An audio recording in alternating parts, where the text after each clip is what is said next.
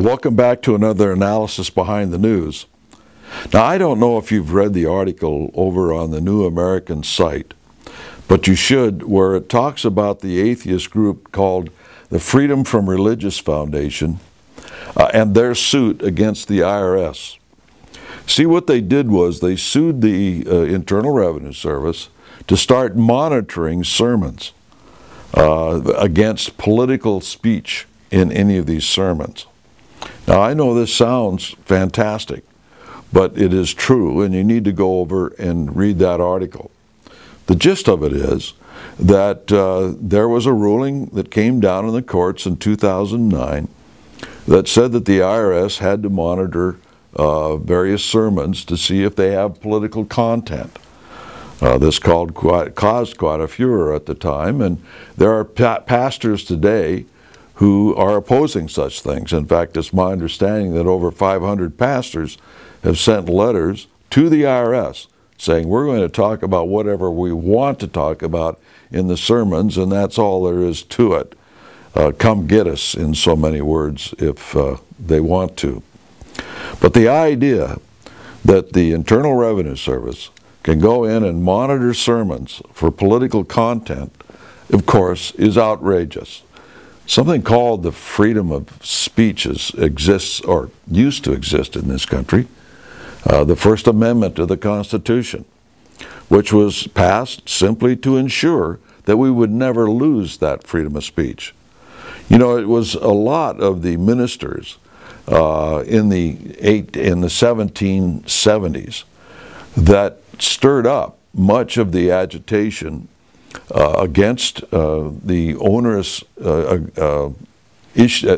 onerous laws issued by the British government. Some of them became involved in the Continental Army and served alongside of freedom-loving citizens and helped wrest independence from Great Britain. But today, that sort of thing is sort of frowned upon. You're not supposed to talk against the government.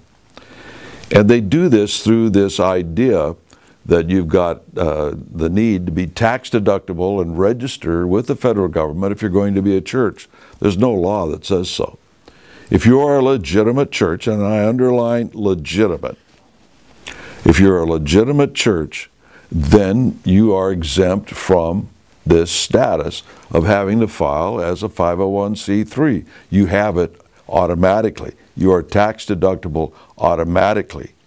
You are exempt from all of these things.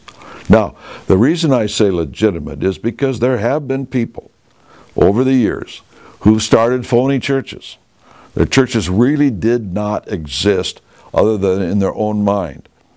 And then they used this loophole in the law to get around paying taxes. They had no sermons. They had no congregation. It was just simply they called themselves a church. At any rate, the situation is pretty dangerous when the IRS will be forced through the courts. They probably wanted to, but reluctantly, you know, in quotes, they can go out and monitor sermons. Now, the thing is that have you ever asked the question, why is it that if you support the government programs, whatever that happens to be, if you support a government program, you can do so with a 501c3 foundation or whatever. If you oppose a government program, you cannot. It's a double standard. In other words, if you support the powers that want to be, then you can retain your tax deductibility. If you oppose onerous government and what they want to become, then you cannot. The history of tax collection in this country has never been good and has always been rife with corruption. It was so bad in the Civil War that they actually, when they had the income tax then, the first time, they actually gave a percentage to the IRS agents. They didn't call them IRS, but you know what I'm saying. The tax collectors, they gave a percentage of what they could collect. Many of them got rich. And so you can imagine how aggressive they must have been. Hundreds and thousands of these agents scurrying out throughout the North, making sure that everybody was paying their taxes. You know, the original Constitution forbade the Internal Revenue Service as it was in the Civil War and as it is constituted today. The forefathers of our nation understood that if you give the power to the federal government to tax the individual, that ultimately the federal government will control the individual. And that's why the taxes that came down from the federal government were in the form of excise taxes and tariffs, pretty much, period. And then any excesses that they needed to formulate the budget, they billed the state legislatures. And the state legislatures paid their portion of the federal budget straight from the coffers of the state. Now, this was all changed back in with the amendment that allowed the income tax. The other corresponding amendment was to change direct election, to change the U.S. senators becoming elected by the people instead of the legislatures. So you had two houses in Congress, one representing the people, that was the House of Representatives, the other representing the state governments, the United States senators.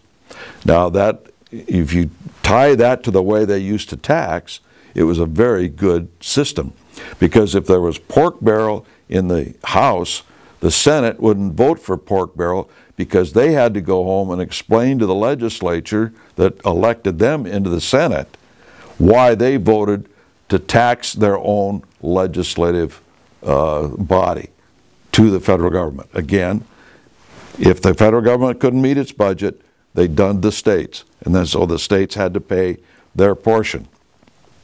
So they got rid of that whole system in 1912 and 1914, and they substituted what we have today of the direct taxation by the federal government over the individual. They no longer done the state. In addition to that, they started to pay the state. So out of this money that they started taking from people and corporations through the income tax system, they started to bribe the states with so-called grants and that sort of thing, so that the state legislatures would become nothing more than lackeys for the federal government in order to get that money, that funding, out of the federal coffers. That was not the way it was supposed to be. The way it was originally was a check and balance on the spending of the federal government. If you have a check and balance on the spending of the federal government, that means that the government at that level cannot grow because they don't have the money for it. And they have the United States Senate that votes against these pork barrel things that may or may not come out of the House of Representatives. At any rate, now what they're doing is, through the system of the IRS, is stifling even public dissent over such things if they happen to come from the pulpit or from a foundation that is a conservative or a constitutional foundation that may be in opposition to government programs. So it's a vicious circle. And we need to get back to the original way that our government was formed and financed. And that is a truly independent Senate that represents the legislatures, not elected by the people, but elected by the legislatures to represent the states. Repeal the income tax at the same time and get back to the system that we were supposed to have. If we do those things, we do not need a balanced budget amendment. If we go back to what we had originally, we do not need a balanced budget amendment. It will take care of itself. Now, I hope that's not too convoluted in this short period of time to try and explain the way it was, the way it's supposed to be. But in the process, it's being used to stifle liberty, freedom of speech, and everything else. Until next week, we'll see you then.